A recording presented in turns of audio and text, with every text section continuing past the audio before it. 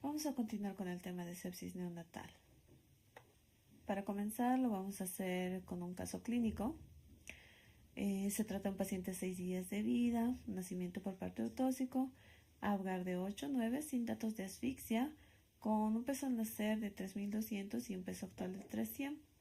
Buen reflejo de succión, lactancia mixta. La madre refiere rechazo al alimento desde hace 5 horas, irritabilidad y sensación de alza térmica. Al examen físico lo encontramos reactivo a estímulo, irritable, con ictericia hasta la zona 4, cardiopulmonar normal, murmullo vesicular conservado, el abdomen distendido, poco depresible, pero con ritos hidroaéreos normoactivos. Llama la atención el borde hepático a 5 centímetros del reborde costal derecho, moviliza extremidades, moro incompleto pero simétrico, la fontanela normotensa y cianosis central, con signos vitales con frecuencia cardíaca de 146 por minuto, respiratoria de 45 por minuto, saturación 90% y su temperatura 35.5. Entonces, de estos enunciados, ¿cuál será el incorrecto? ¿Será que el paciente intercurre con sepsis neonatal temprana? ¿Será que se encuentra en fase de estado? ¿Será que cumple con criterios para síndrome de respuesta inflamatoria sistémica? ¿O será que se encuentra en fase tardía? ¿O será que hay que internarlo y solicitar exámenes complementarios? Y bueno, esto vamos a ir dilucidando posteriormente. Cabe mencionar que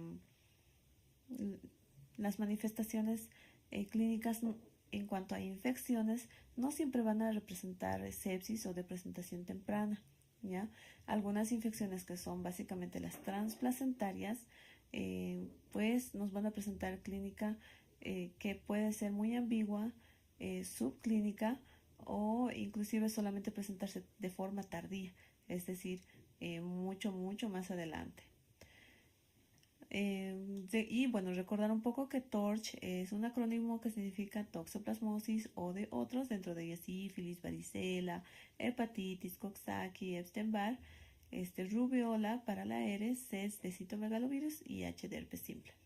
Ahora, también mencionar que, bueno, dentro de esos patógenos asociados, bueno, a las infecciones parasitarias y demás, pues van a dar alguna manifestación que puede, como les digo, no tener relevancia clínica inicialmente, ¿no?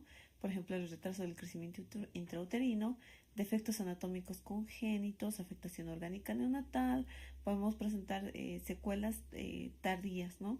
Estas que no van a presentar inicialmente pues nada, y ya en las secuelas tardías podrían presentar, por ejemplo, convulsiones, endocrinopatías, patología ocular, síndrome nefrótico, problemas dentales, sordera u osteomusculares. Entonces, ante la presencia de este tipo de clínica, pues hay que hacer el abordaje, ¿no?, respectivo de acuerdo a la disponibilidad. Ya pasando a las manifestaciones clínicas de sepsis neonatal como tal, pues bueno, cabe mencionar que la clínica va a ser muy variable, por ello muy inespecífica. Entonces tenemos la clínica inicial. La clínica inicial está también determinada por la OMS como los signos de peligro universal en los neonatos, ¿no?, para que las madres puedan reconocer. Inicialmente tenemos rechazo al alimento, dificultad respiratoria, hipoactividad, taquipnea o convulsiones. Ya una vez establecido esto, tenemos la fase de estado, ¿no?, en las cuales vamos a presentar, bueno, está distribuido entre sistemas digestivos, respiratorios y neurológicos. Los digestivos, rechazo a las tomas, vómitos, diarrea, distensión abdominal, hepatomegalia o ictericia neonatal, como en el caso de nuestro paciente. Las síntomas respiratorias, que van a ser datos de dificultad, quejido, aleteo, retracciones, respiración irregular, taquipnea, cianosis o fases de apnea. Y por último, los signos neurológicos: irritabilidad, apatía, hipotonía, hipertonía, temblores, convulsiones o fontanela tensa.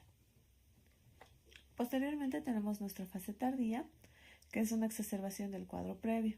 Está caracterizado por signos cardiocirculatorios y hematológicos. Los cardiocirculatorios puede ser palidez generalizada, cianosis, piel moteada o un aspecto séptico, hipotermia, pulso débil, respiración irregular, relleno capilar lento o hipotensión. Y los signos hematológicos, también dentro de ellas palidez, púrpura, hepatosplenomegalia, ictericia o hemorragias. Y bueno, considerando que la clínica es bastante subclínica, o se podría decir muy variable, entonces ha sido considerado, ¿no? En un contexto internacional, eh, pues sintomatología por sistemas, donde mencionan los neurológicos como convulsiones, somnolencia, alteración del estado de conciencia, fontanela abultada, los síntomas respiratorios con datos de dificultad respiratoria, frecuencia respiratoria mayor a 60 por minuto, quejidos y anosis central.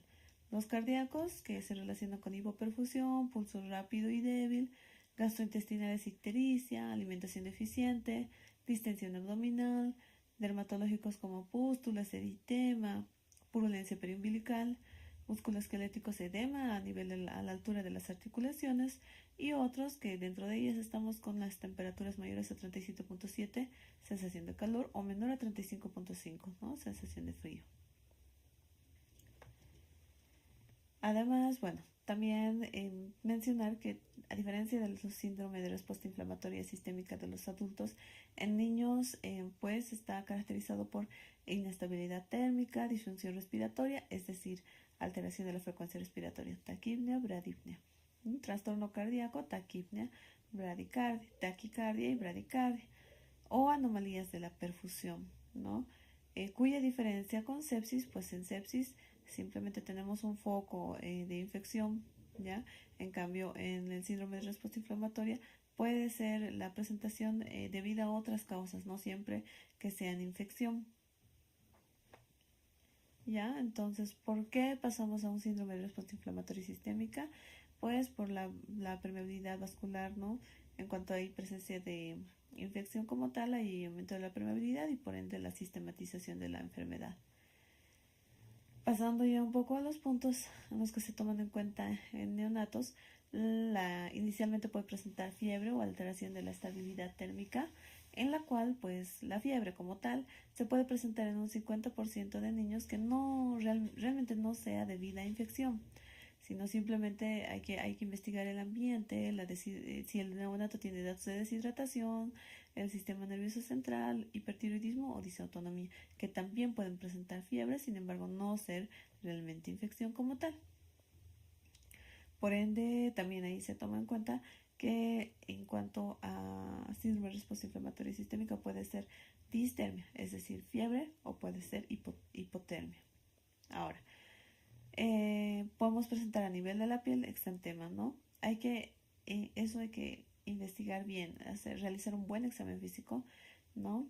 Determinando el foco, ¿no? De la infección, si es que estuviéramos sospechando de infección. Ahora, tenemos la onfalitis, ¿no? Que es el eritema periumbilical, que esto puede convertirse en celulitis, abscesos y demás.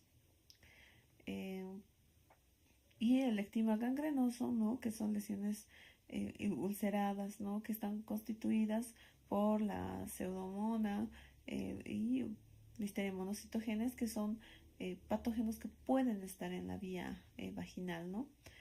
Y el signo o la piel en pastel de arándanos, que es una consecuencia de una infección por citomegalovirus.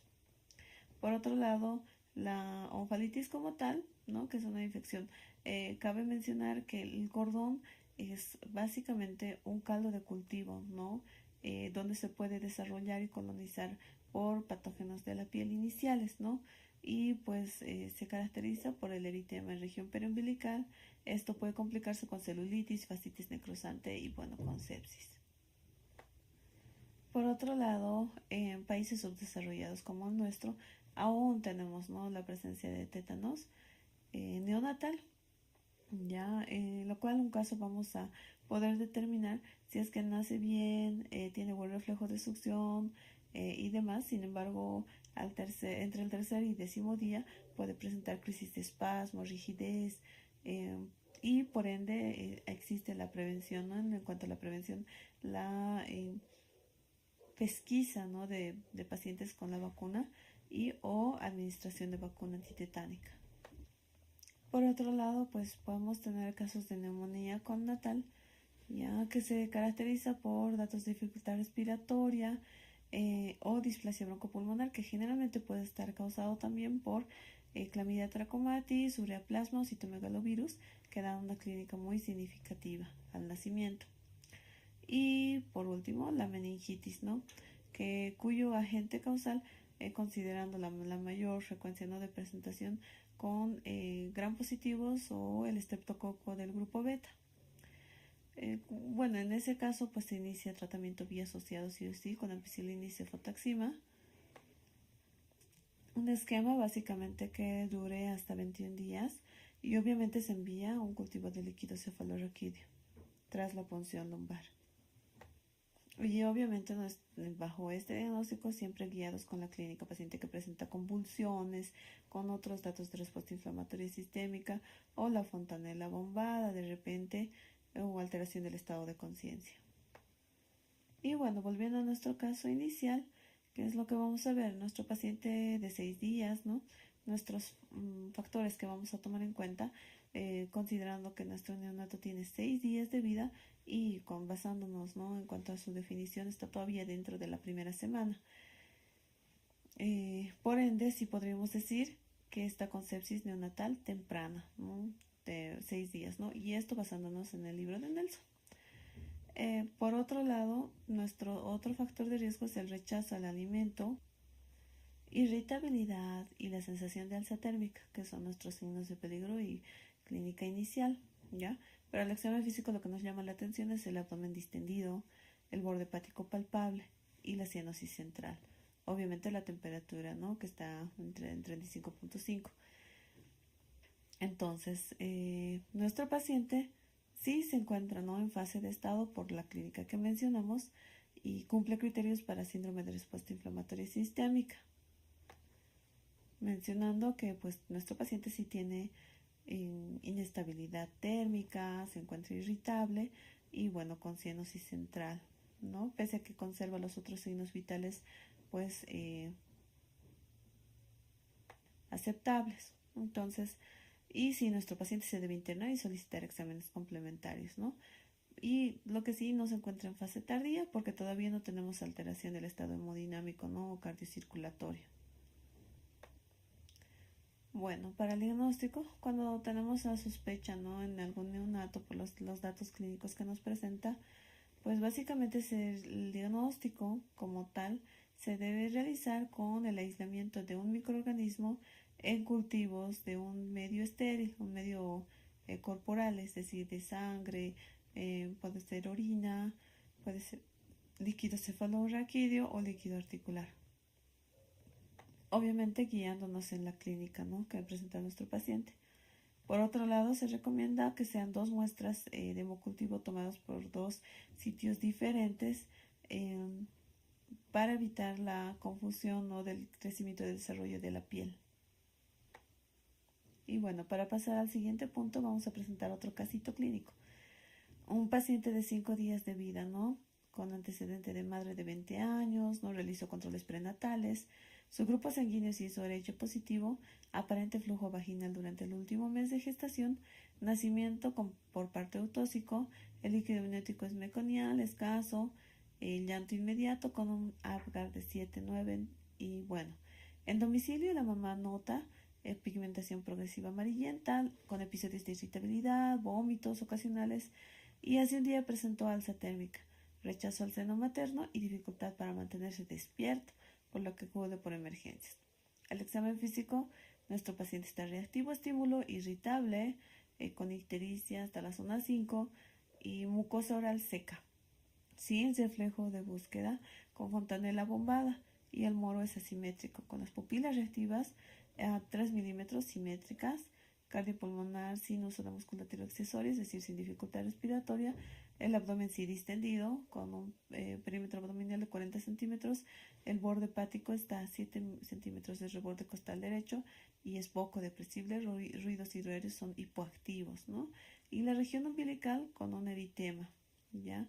Periumbilical y el débito fétido con llenado capilar de hasta 3 segundos. Y bueno, vamos a ir dilucidando conforme vayamos pasando el tema. Pasando a la parte del diagnóstico, La evaluación que se debe realizar, ¿no? Obviamente son buscando siempre factores de riesgo para poder orientarnos y acorde a eso pues realizar el abordaje. Por decirlo así, tenemos que buscar factores de riesgo de la madre. Nos llama la atención mucho la infección materna, ¿no? Y el momento en el que se presenta la infección, el momento, el tipo de parto, la duración con tratamientos antibióticos previos a la madre, si la madre presentara fiebre las 24 horas previas o rotura prematura de membranas, las membranas pueden presentar rotura sin presentar infección como tal, pero se dio un punto de corte que fue estudiado, ¿no?, en varios grupos en los cuales se determinaba que mayor a 18 horas la probabilidad de infección neonatal ascendente o por la colonización de las membranas era más probable a partir de los 18 horas y antes de ellas la probabilidad es mucho menor. Entonces este es nuestro punto de corte, ¿ya? Y bueno, el tipo, obviamente, ¿no? Porque si fuera en ese caso y se realizara la cesárea, pues de alguna forma disminuiríamos la probabilidad.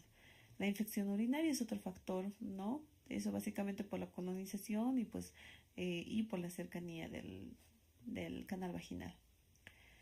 La coriandritis, que es definida como un proceso febril con la mama asociado a infección del líquido amniótico y las membranas. Ahora, también puede haber colonización materna, generalmente por estreptococos del grupo B, Neisseria gonorrea, herpes simple, por el canal vaginal. Por ende, eventualmente consideran o recomiendan realizar cultivos, ¿no?, durante el embarazo, más que todo en el tercer trimestre, ¿no?, para evitar infecciones, ¿no?, o para tener conocimiento de la probabilidad de ellas. En cuanto a la manifestación mínima del recién nacido, ahora cabe mencionar bueno, que no solo se realiza, ¿no?, para estos agentes patógenos, se pueden realizar cultivos para distintos patógenos y eso siempre correlacionando a los antecedentes de la mamá.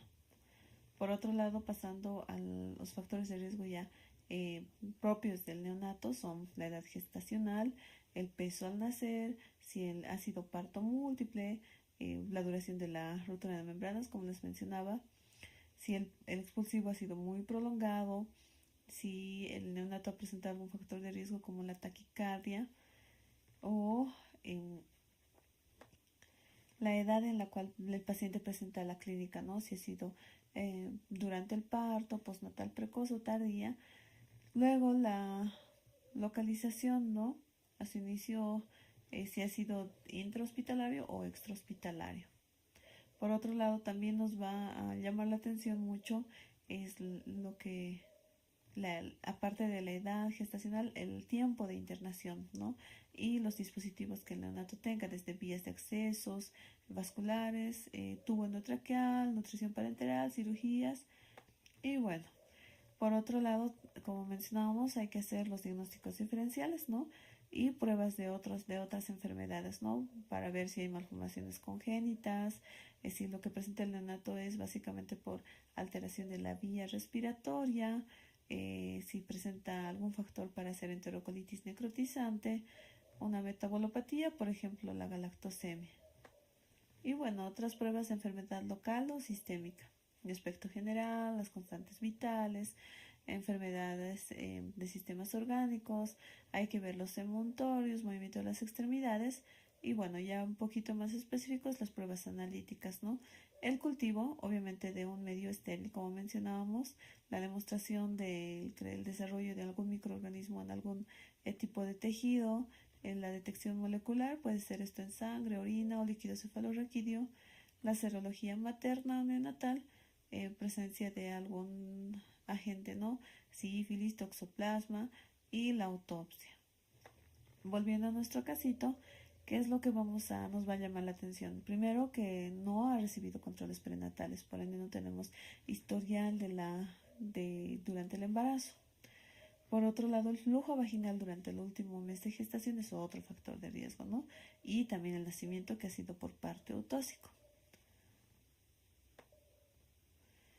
Por otro lado, tenemos el líquido amniótico que ha sido meconial, escaso, ¿ya? Esos son los factores de riesgo.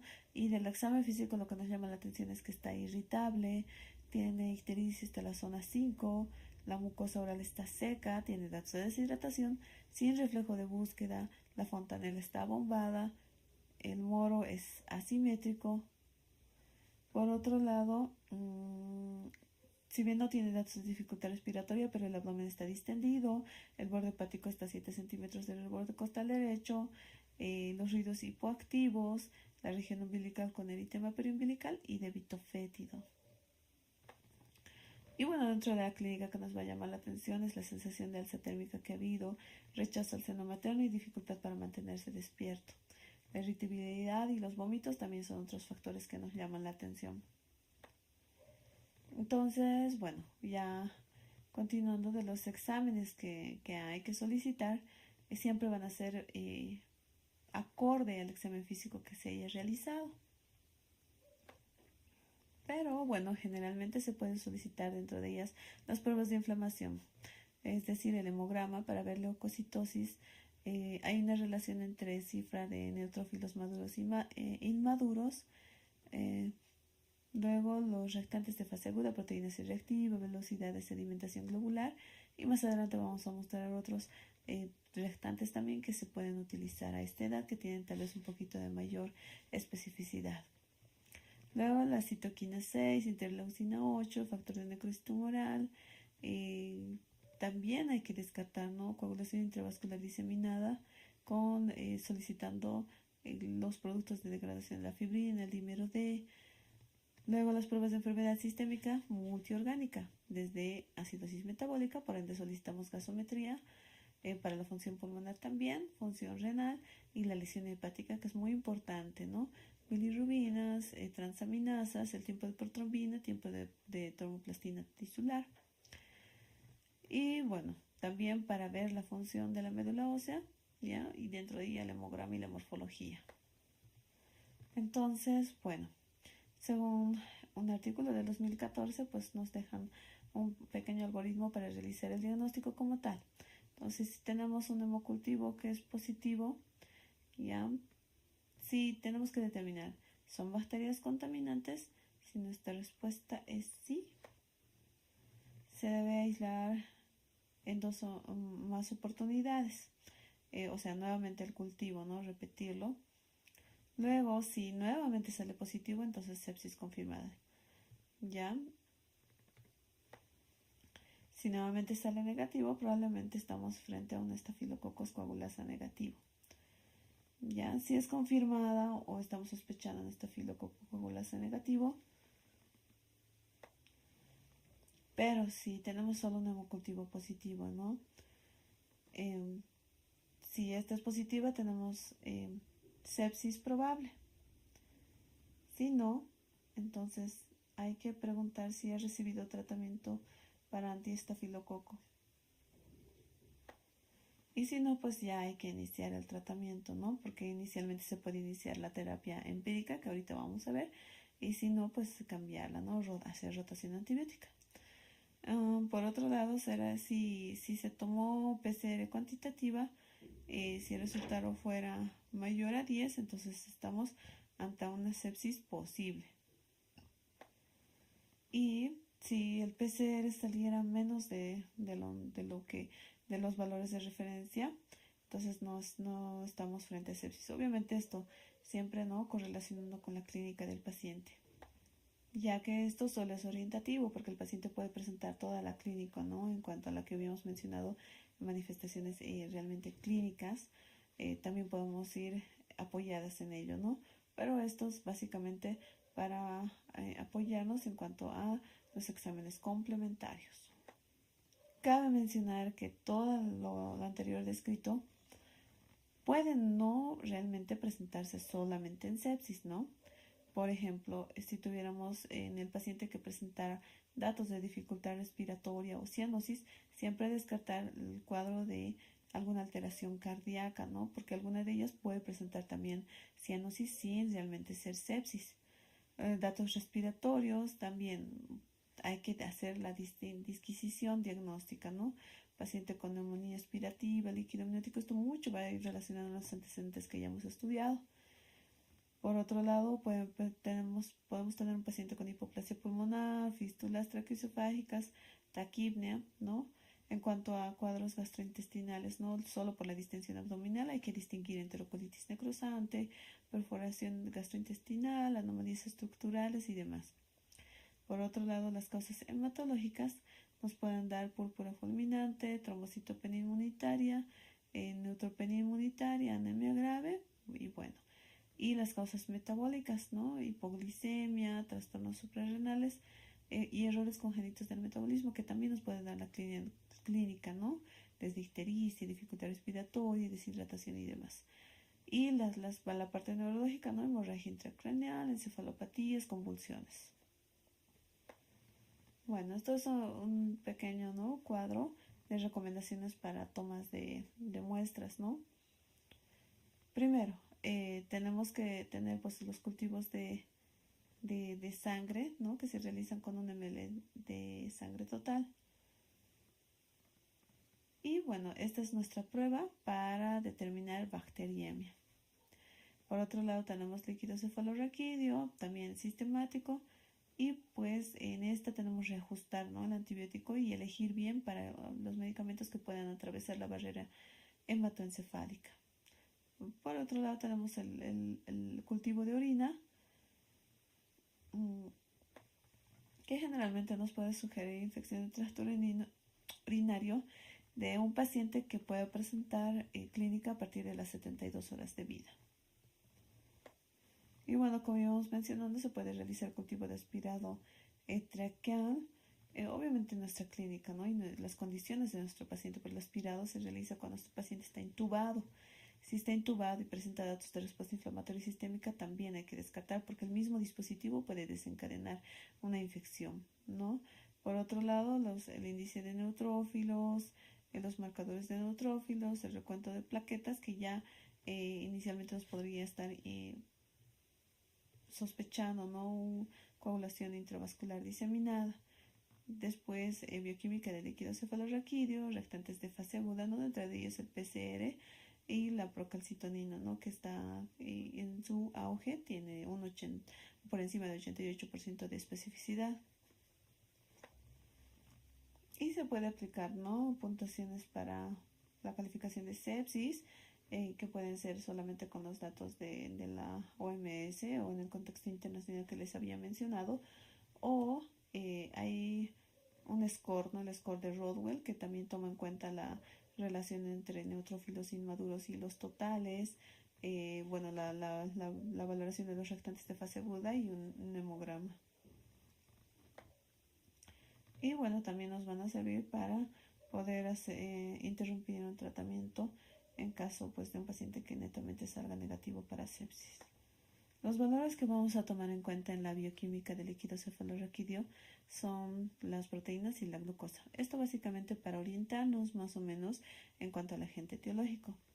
Por decir así, por ejemplo, las proteínas en el líquido cefalorraquídeo son elevadas en meningitis micótica, ¿ya? Y en un neonato a término puede ser normal hasta 100 miligramos de cilitro. Y hablando de la glucosa, en cuanto a infecciones bacterianas, entonces la glucosa es baja.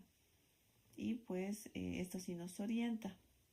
Y en pretérminos, el valor puede ser hasta 70-80 de glucosa sérica. Vale decir 70-80% de la glucosa sérica. Bueno, en un pequeño estudio realizado, ¿no? Y publicado en una guía de manejo para sepsis neonatal de la Sociedad Americana de Pediatría, pues menciona que el gold estándar es el hemocultivo, ¿ya? Pero no todos los cultivos van a presentar positividad. Puede un neonato tener sepsis neonatal, sin embargo salir con el hemocultivo negativo, pero así es el gold estándar. Y además mencionar que solo el 25% de los que salen positivo pueden salir hasta 4 unidades formadoras de colonia. Ahora, pasando ya al urocultivo, que es otro examen que también se realiza, se puede realizar con punción suprapúbica. Por otro lado, el aspirado traqueal, si tiene antecedente de intubación, ¿no?, de varios días y por el que no se ha estado haciendo sospechar en cuanto a una neumonía o sepsis como tal. El líquido cefalorraquídeo se puede realizar con un hemocultivo positivo, ¿ya? Y en esta guía pues no recomiendan realizar la punción lumbar, porque teóricamente refieren, ¿no?, que podemos llevar nosotros la infección en realidad. Y la causa de meningitis a esta edad, dentro de la presentación clínica, puede ser el 1% de las sepsis neonatales tempranas y hasta el 23% de las sepsis tardías.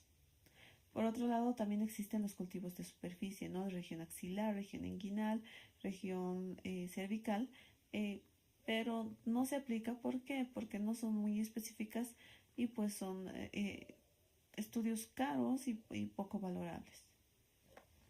Y bueno, de los otros estudios, ¿no? Esto es una comparación, ¿no?, para el diagnóstico de sepsis neonatal, dentro de los cuales el PCR, pero todavía es bastante sensible, pero poca especificidad. Por otro lado, la procalcitonina, que está ahorita en su auge, cuando tenemos valores de más de 2.4 nanogramos por mililitro, tenemos ya la sospecha, ¿no?, de infección o de sepsis como tal. ¿Ya? Y a diferencia del PCR, su repercusión o su resultado va a ser un poco más rápido que el PCR como tal. Por otro lado, la lecitina de unión a la manosa es un nuevo estudio que tiene un 88% de sensibilidad, ¿no? Es un poquito más bajo de la procalcitonina. Las citocinas, ¿no?, se han realizado bastantes, ¿no?, desde la 6, la 8, factores de necrosis tumoral. Todavía requieren más estudios, así que los que se han realizado pues no son significativamente estadísticos.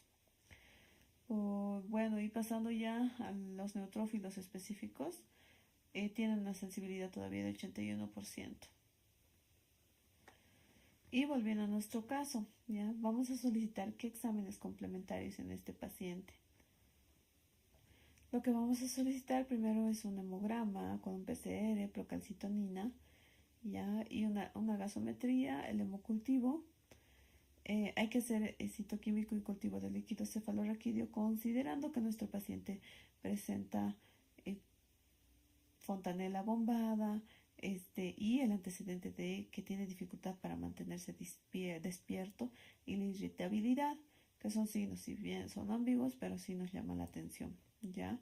Por otro lado, hay que solicitar electrolitos, pues nuestro paciente tiene datos de deshidratación, y algo que cuando ellos se deshidratan rápidamente pueden presentar alteraciones hidroelectrolíticas porque todavía no tienen la capacidad de poder compensar rápidamente. La función renal, igual por los datos de deshidratación, en caso de sospechar una falla renal prerrenal o falla prerrenal. Por otro lado, las transaminasas en cuanto a la función hepática, porque tenemos un borde por debajo de 7 centímetros. Glicemia, básicamente por ello, igual por la irritabilidad y la dificultad o el rechazo al seno materno. Una ecografía transfontanelar, pues básicamente por los signos que les mencionaba, y de rastreo abdominal, eso por la parte del borde hepático. Y en fin, de realizar diagnósticos diferenciales, ¿no? Y pues no olvidarnos de las bilirrubinas totales y fraccionadas, pues nuestro paciente está con ictericia. Y bueno, ya para pasar al tratamiento, pues básicamente dependiendo del tiempo en el que se ha adquirido la infección, pues vamos a hacer la disquisición, ¿no?, para administración de la medicación. En los casos de sepsis de comienzo precoz, vale decir antes de la primera semana o durante las primeras 72 horas, se puede utilizar como terapia empírica ampicilina y un aminoglucósido o una cefalosporina, ya de tercera generación. Esto básicamente está pues basado en los agentes que se encuentran en el canal vaginal, ¿no? Obviamente esto siempre sospechando que ha sido de comienzo precoz y los factores de riesgo de nuestro paciente. Y la terapia se debe realizar por 10 días en caso de que se sospeche de bacteriemia como tal, y 14 días en caso de que estamos sospechando con estafilococo del grupo, estreptococo del grupo B y meningitis no complicada. Y en caso de que nuestro paciente fuera un cuadro complicado, pues ya hasta 21 o 28 días de tratamiento antibiótico asociado. Y el de comienzo tardío, siempre hay que sospechar y sí, obviamente viendo nuestro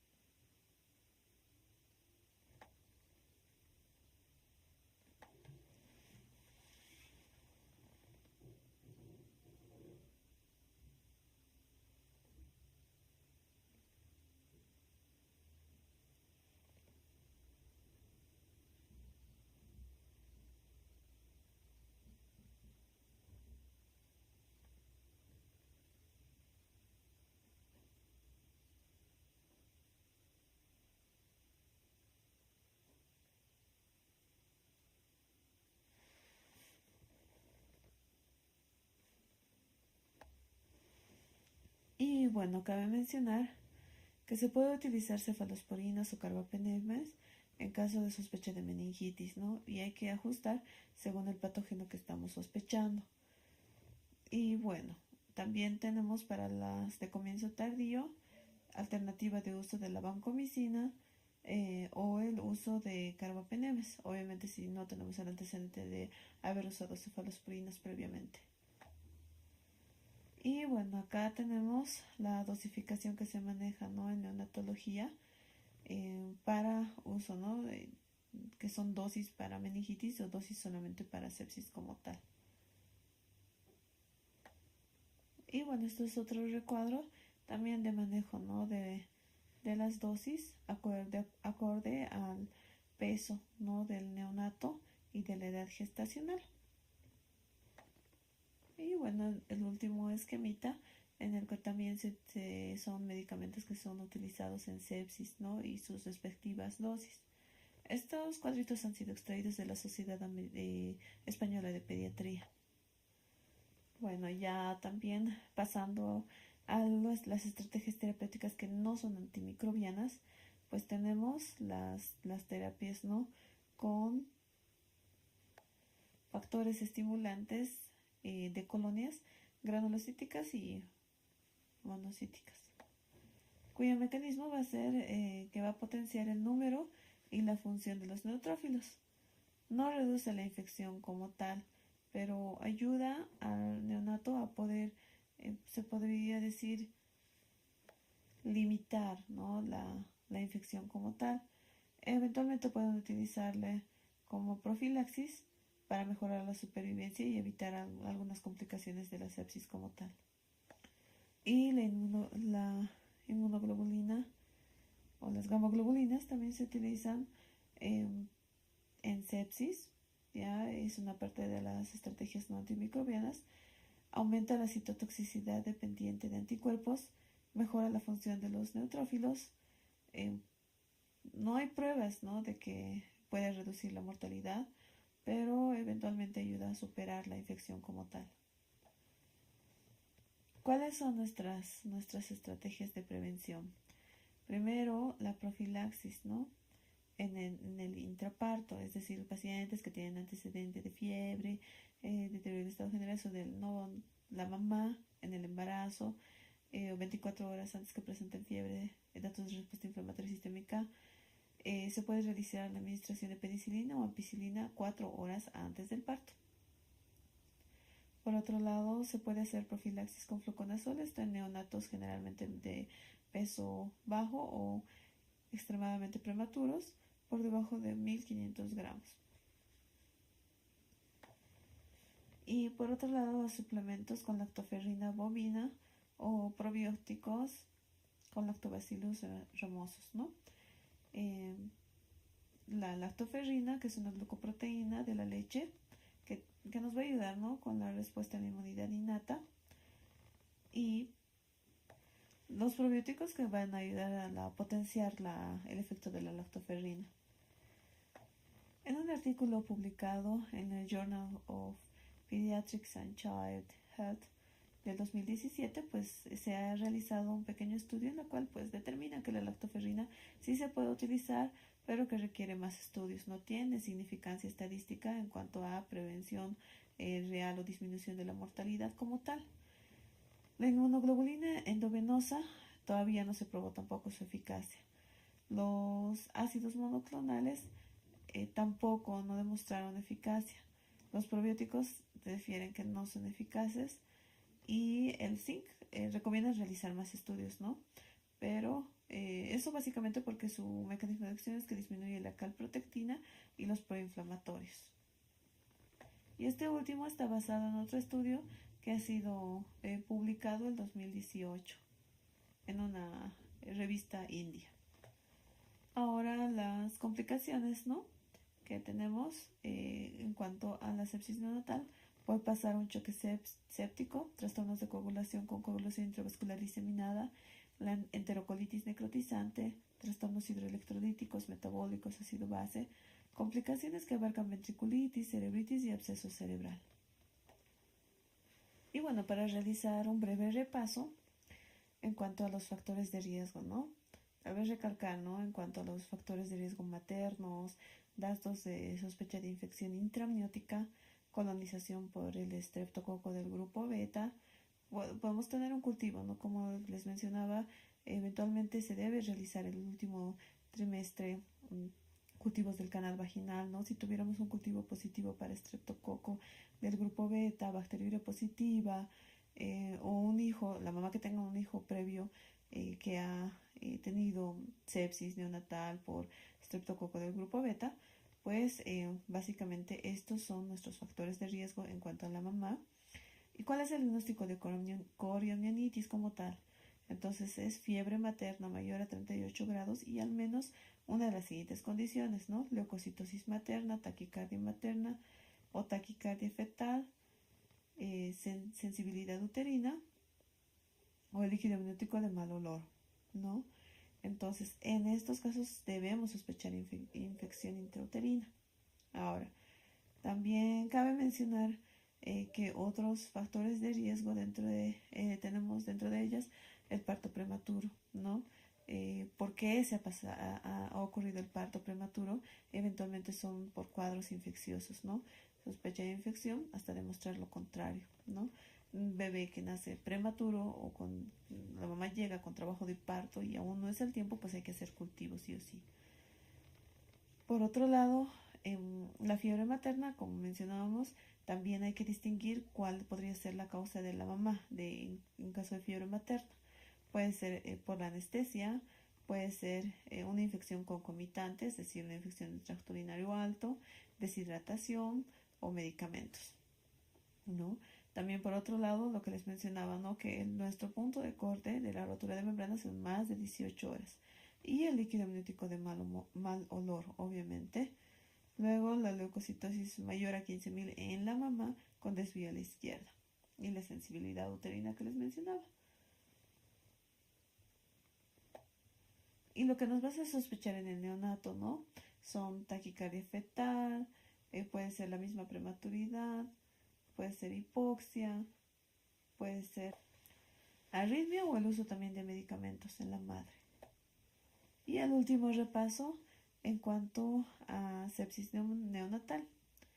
Ya, entonces, mencionábamos la diferencia entre síndrome de respuesta inflamatoria sistémica y sepsis es la infección como tal. Ya, la sepsis neonatal tiene una letalidad de 20 al 60%. Ya, por ende es algo muy importante. Ya, cabe mencionar que si el desarrollo de la sepsis es antes de las 72 horas de vida, eso podría decir que es vertical. ¿Ya? Si es más de 72 horas de vida, es nosocomial.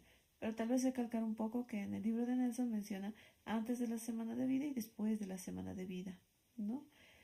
Por otro lado, en cuanto a los agentes, si estamos sospechando de algo vertical o temprana, podemos sospechar el estreptococo del grupo B, Streptococcus agalactiae y la Escherichia coli. Y cuando estamos pensando en una tardía o nosocomial, podemos pensar en epidermidis o Escherichia coli. La mortalidad en la vertical es de 10 al 30% y en la nosocomial de 10 al 15%. El tratamiento inicial para una infección vertical es ampicilina y gentamicina, ¿ya? Y si es nosocomial, vancomicina más gentamicina. Y por último, tal vez cabe mencionar que el 40% de las muertes en menos de 5 años se presentan en el periodo neonatal, de las cuales la primera causa es sepsis, seguida de asfixia y prematuridad. Y bueno, es todo por hoy. Espero que les haya gustado.